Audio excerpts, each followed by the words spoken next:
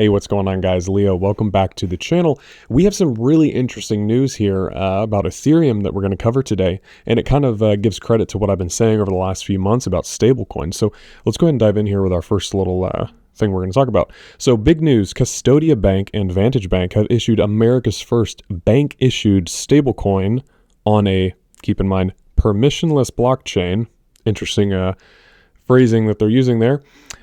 So it says first ever tokenization of U.S. banks' U.S. dollar demand deposits. Okay, so what are dollar demand deposits? Well, that's a fancy way of saying checking accounts, because these are dollars that clients can withdraw on demand. That's why they call it dollar demand deposits. So what they're effectively saying here is that they are going to start converting customers' checking accounts into stablecoins. Now, if you've been on the channel for a while now, you know I've been talking about this, how I think that stablecoins are the natural evolution of our current monetary system. They're the Trojan horse for crypto adoption because it offers a very stable, reliable medium of exchange, as opposed to trying to get people to pay for their coffee with Bitcoin every day, and the price of Bitcoin is fluctuating. So it's really interesting also that Vantage and Custodia banks are apparently Bitcoin maxis, or at least they've portrayed themselves to be Bitcoin maxis, and they're adopting Ethereum.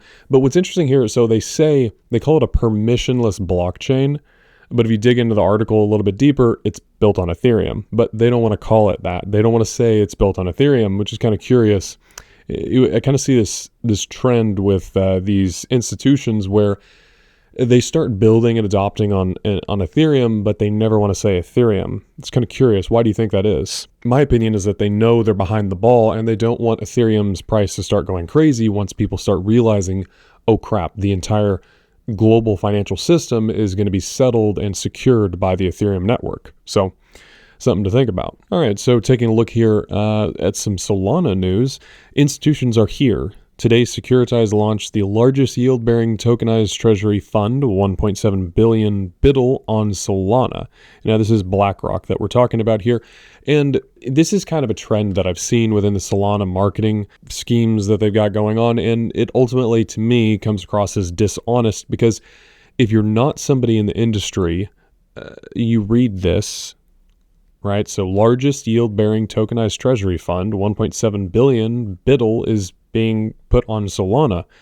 Well, no, that's not actually accurate at all. So if we come over here, we'll come to US Treasuries, and we scroll down, we can take a look at BlackRock's fund. Yes, it has 1.7 billion, but the majority of that is on Ethereum. And so they represent things in a way that makes it seem like they're doing a whole lot better than they actually are. And to me, that is dishonesty. And if I'm an institution, that makes me not want to have anything to do with you, because I don't like dishonesty. Dishonesty alludes to fraud. And I'm not saying that they're being fraudulent here. What I'm saying is that it is misrepresenting material facts. So we come back over here, you can see most of it's on Ethereum. We've got Aptos, we have Avalanche, we have Polygon, we have Arbitrum, we have Optimism, and these are US Treasuries. So, and this isn't the first time that I've seen this within the Solana marketing community. If we come over here, we look at top 10 chains by stablecoin transfer volume in 2024. This was something that I kind of got into a little bit of an argument with somebody on X about Solana. They were trying to say that, and I might be mixing two different stories here, but effectively what they're trying to do is they're trying to say that, Solana is dominating the stablecoin market. Well, no, that's actually not the case at all. If we come over here, we look at stablecoins, we can see that Ethereum has 132 billion worth of stablecoins tokenized on it. Second place is Tron with 64 billion, and third place is Solana with 11.2 billion. And so I had gotten in an argument with another individual who was claiming that Solana is growing faster than anybody. They're dominating the stablecoin market because we gained 100%. Where our stablecoin tokenization went up 100%. Yeah, you guys went from like 5 billion to 10 billion worth of stablecoins. Okay, yeah, that's how percentages work. If I have a trading account that's $10 and I double it to 20, I made 100% gain. That doesn't mean that I'm beating Wall Street, because it's a small amount. It's much easier to see really quick growth whenever you have a very small market cap. But during that same period, where they went from 5 billion to 10 billion in stablecoins, Ethereum went from like 86 billion worth of stablecoins to 132 billion. So, it's kind of a relative thing. If you wanted Ethereum to double, you would have had to go into 160 billion, which is many times the entire stablecoin market cap of Solana. But going back to the chart where this argument was, now they were trying to claim that, because Solana has so much transfer volume that they're dominating the market. Okay, but why don't we take a look at the transfer volume during this period? Okay, so now we're looking at the transfer volume. Solana is going to be the one in pink. Now let's take a look at market caps for the same period. I got to put that by network. Okay, so where's Solana? Oh, well, Solana's way down here. They've got, look, that's 2023. Let me go forward a little more. All right, so they have 2 billion, 3 billion. So you have this chain that's got like 3 billion worth of stable coins on it doing 10.5 trillion worth of token transfers.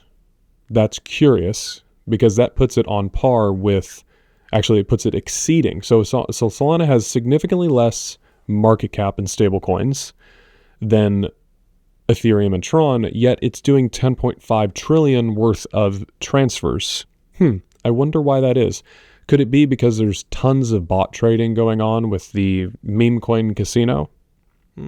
So this isn't real volume, in my opinion. This is all based on meme coin casino bots, and to represent that as a healthy chain is laughable. And to sit there and say that, we're dominating the stablecoin market because of it is just plain dishonesty. It's just misrepresenting the facts because they have such a small market cap. It's just dishonest in my opinion. So continuing on here, next thing that happened with stablecoins was that World Liberty Financial launched USD1, an institutional grade stablecoin fully backed by U.S. Treasuries and cash equivalents. So this is the president's platform, World Liberty. Now we go over here, we see that there are 3.5 million of this stable coin that have been minted so far on the Ethereum chain, and it also is on the Binance Smart Chain. So they're using both chains here.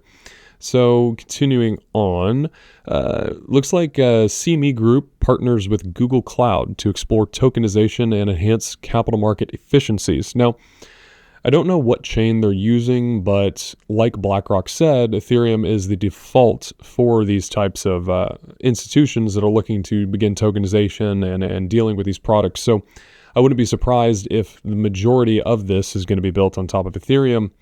Now, continuing on, so just in a bill to self-custody Bitcoin and crypto has been signed into law in Kentucky. So America is definitely embracing crypto like we've never seen before. I mean, there's just so many news articles coming out. I don't know how you could be bearish. I mean, we've literally never seen this quick of adoption. I mean, it is truly just a joy to watch. So next article, we've got North Carolina has introduced House Bill 506. If passed, the bill would establish an independent investment authority led by the treasurer. It would also permit up to 5% of the state's funds to be invested in digital assets. So again, this is just a bill that's been introduced. It doesn't mean that it's, actively been passed. This is something that they're going to have to review and vote on. But it's just another step for states to be adopting this and adding it into their treasuries. We're going to see more and more countries, more and more companies, kind of like MicroStrategies and the like, to begin adding Bitcoin and crypto to their treasuries. So I think what we can take away today is that adoption is here. Institutional adoption is here, and the Trojan horse is stablecoin. Stablecoin adoption is going to lead the next bull market, in my opinion, along with tokenization of assets. But stablecoins are the main driver, in my opinion, because it gives retail and TradFi a medium of exchange for dealing with these on-chain types of transactions. Like, you tokenize a U.S. Treasury. Okay, how are you going to buy it? Oh, well, I'll just use a stablecoin. And there's a lot of money to be made with printing these stablecoins. That's why we're seeing so many banks jumping on it. So again, it's a very, very bright future for any chain that's going to be involved with stablecoins. So I think that pretty much wraps up today's video. Until next time, y'all take care.